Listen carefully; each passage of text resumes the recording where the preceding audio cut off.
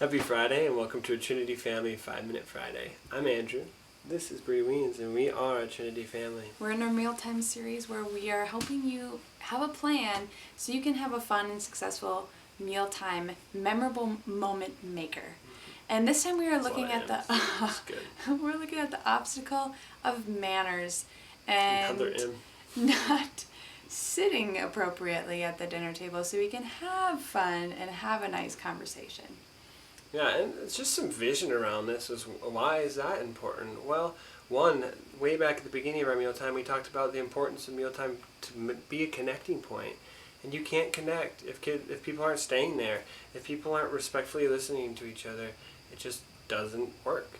And then the second thing is to realize that the behavior, the culture that we're creating around our mealtimes at home is the same one we're going to carry into restaurants. It's the same thing we're going to carry to a friend's house. It's the same thing we're going to carry out into the world when we're teenagers and young adults, etc.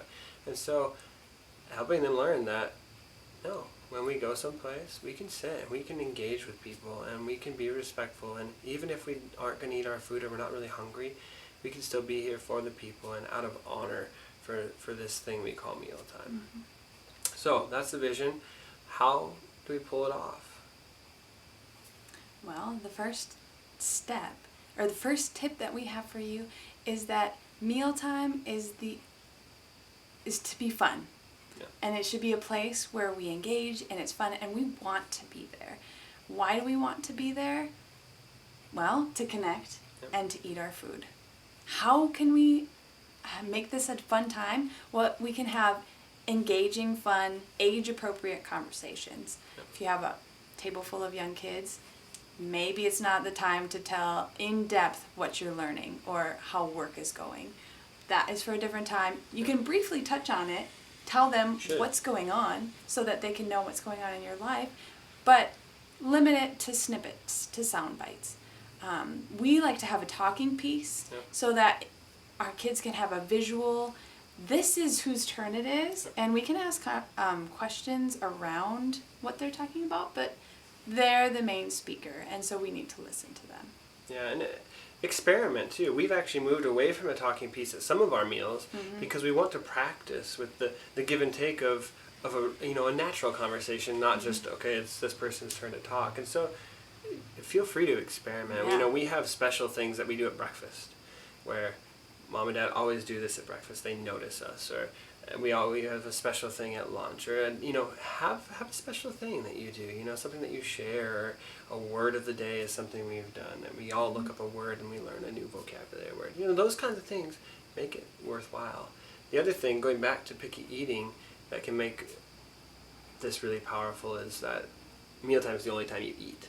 And so if you don't behave, you run the risk of going hungry, of actually missing out on food.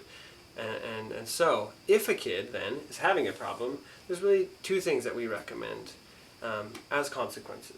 First one? Depending on the level of behavior issues. The first one is they are removed from the dinner table. They are removed from the fun place, from the place of eating, to a place that isn't so fun. So, it's depending on age, I guess, but for our young kids, they go in their bed.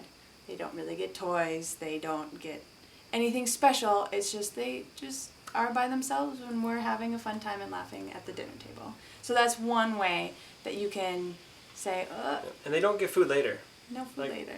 It's just a bummer. They just missed it. Bummer. Next and meal, there'll be lots of food for you. The other way is dessert. So like tonight, some of our kids were having a side conversation and not listening very well.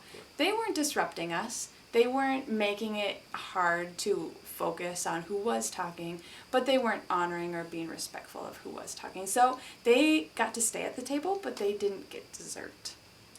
And it doesn't even have to be pointed out in the moment. We didn't say, you behave or you won't get dessert. We just go on, and then when it comes time to dessert, so sad. Really, I noticed you just weren't really listening to your sister.